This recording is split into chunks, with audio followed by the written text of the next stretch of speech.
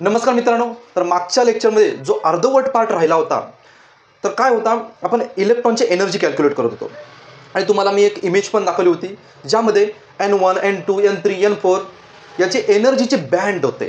जो first orbit second orbit याच्यामध्ये खूप मोठा एनर्जीचा गॅप होता आणि जसं जसं आपण ऑर्बिटमध्ये वरती जाऊ तसा एनर्जीचा गॅप हा कमी कमी होत जातो. तीच कन्सेप्ट मी पुढे एक्सटेंड करतो या व्हिडिओमध्ये. तयार आहात ना एक्सटेंड करायला कन्सेप्ट? हो. तर काय होतं बघा, जेव्हा एखादा इलेक्ट्रॉन एका ऑर्बिटमधून दुसऱ्या ऑर्बिटमध्ये जातो तर त्याला काहीतरी एनर्जी द्यावी लागणार. समजा इथे आहे इलेक्ट्रॉन, पहिल्या ऑर्बिटमध्ये फिरतोय जम जम जम जम जम जम जम जम आणि त्याला दुसऱ्या ऑर्बिटमध्ये ढकलायचं आहे, तर तुम्हाला ही एनर्जी तोडावी लागेल. जेव्हा इलेक्ट्रॉन इथून इथे जंप करतो त्यासाठी जी मिनिमम एनर्जी द्यावी लागते त्याला बोलतात excitation energy. Energy required to take electron from ground state. ही पहिला ऑर्बिट म्हणजे हा ग्राउंड स्टेट, कारण ग्राउंडला आहे, एकदम खाली आहे ground state. Energy required to take electron from ground state to excited state is called as excitation energy. दुसरी आहे आयोनायझेशन एनर्जी. आयोनायझेशन एनर्जी म्हणजे काय बघा, minimum energy required to make electron free. अशी या इलेक्ट्रॉनला किती एनर्जी द्याल की हा एकदम फ्री होईल म्हणजे या इलेक्ट्रॉनला ह्या न्यूक्लियसने बाइंड केलेला आहे.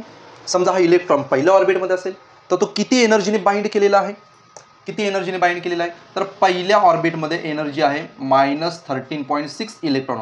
मायनसचा मिनिंग आहे की हा इलेक्ट्रॉन बाइंडेड आहे, त्याला कोणीतरी बांधून ठेवलेला आहे, उसनेवारीने बांधून ठेवलेला आहे. त्याला तर तुम्हाला फ्री करायचं आहे. समजा या ऑर्बिटमधून नेक्स्ट ऑर्बिटमध्ये ढकलायचं आहे, तर आपल्याला काय करावं लागेल, तर हायर ऑर्बिट किती आहे -3.4 मायनस लोअर ऑर्बिट किती आहे 3.6 आहे. तर या दोन एनर्जीमधला जेवढा डिफरन्स असेल, बोहरचं सेकंड पॉस्ट्युलेट आठवा. बोहरचं सेकंड पॉस्ट्युलेट काय, थर्ड पॉस्ट्युलेट काय आहे, जर इलेक्ट्रॉन एका ऑर्बिटमध्ये दुसऱ्या ऑर्बिट जात असेल तर त्याच्या एनर्जीचा मधला जो डिफरन्स आहे त्या एनर्जीचा फोटॉन बाहेर येणार. काय हो, छोटा कापूस आहे. अच्छा, डिफरन्स काढूया. -3.4 minus multiply by minus plus 13.6 आणि हा -3.4 7 4 गेले 2 13 3 10.2 तर 10.2 इलेक्ट्रॉन वोल्ट एवढी जर एनर्जी या इलेक्ट्रॉन दिली तर हा फ्री होणार. म्हणजे आपण त्याच्यातला इलेक्ट्रॉन आपण काढू शकतो. जर एवढी एनर्जी दिली तर इथून तो इथे टपकणार. त्या एनर्जीला बोलायचं ionisation energy. Minimum energy required to make electron free.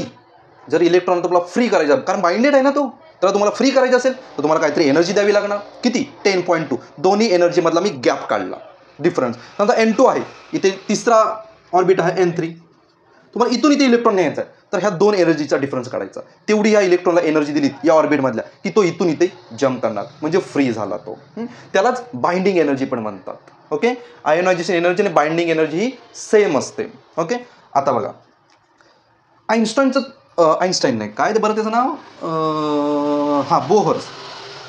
आता स्पेक्ट्रममध्ये काय होतं, आपण थर्ड पॉस्ट्युलेट बघितलं होतं. कोणाचं थर्ड पॉस्ट्युलेट बघितलं होतं, बोहरचं. काय होतं, जेव्हा जे फोटॉन बाहेर येतात, फोटॉन म्हणजे आता समजा हे बघा, याच्यावर लाईट पडले, बरोबर, ही लाईट बाहेर आले, म्हणजेच काय, याच्यातून फोटॉन बाहेर येतात. हे ॲक्च्युली एक्झाम्पल नाही आहे, एक्झाम्पल दुसरं आहे, पण इमॅजिन करा एक ॲटम आहे, त्याच्यातून लाईट बाहेर येते. त्याच्यातून जी लाईट बाहेर येते ना, लाईट, त्या लाईटला आपण आईन्स्टाईनने फोटॉन म्हटलं होतं.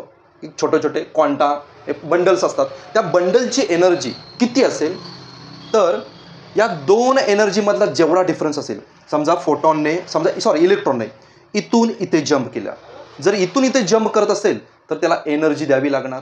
ती एनर्जी फोटॉनच्या रूपामध्ये बाहेर येणार, फोटॉनच्या फॉर्ममध्ये येणार, आणि ती फोटॉनची एनर्जी किती असेल, या दोन एनर्जीचा जेवढा गॅप असेल तेवढा.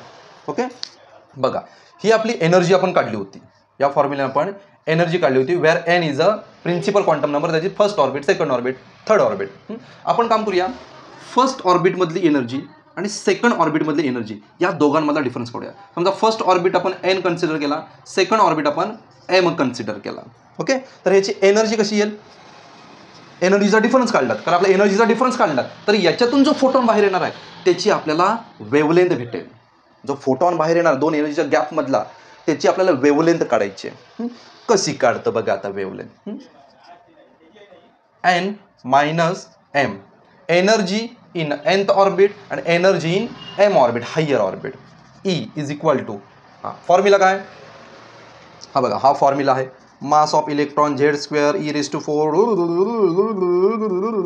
1/n² मायनस वरच्या ऑर्बिटसाठी पण सेमच फॉर्म्युला येणार.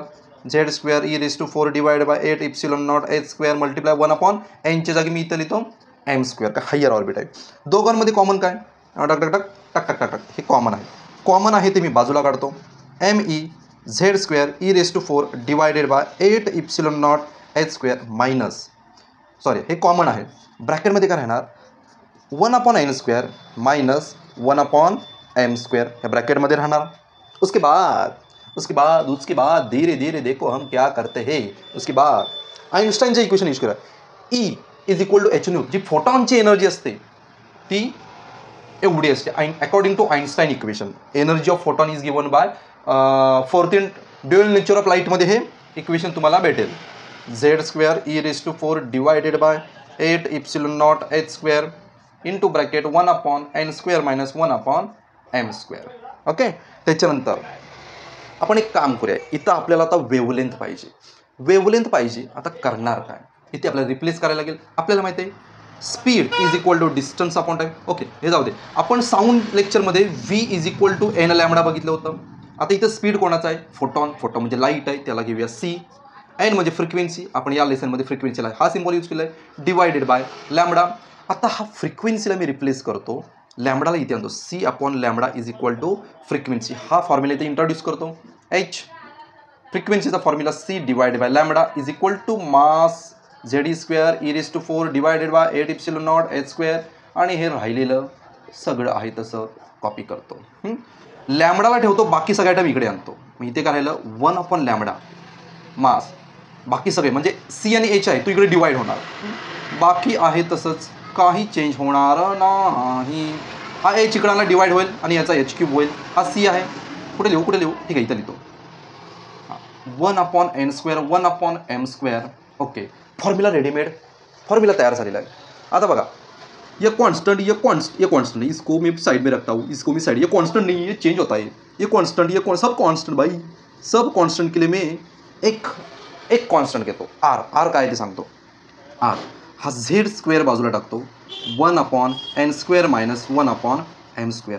r is equal to Rydberg constant.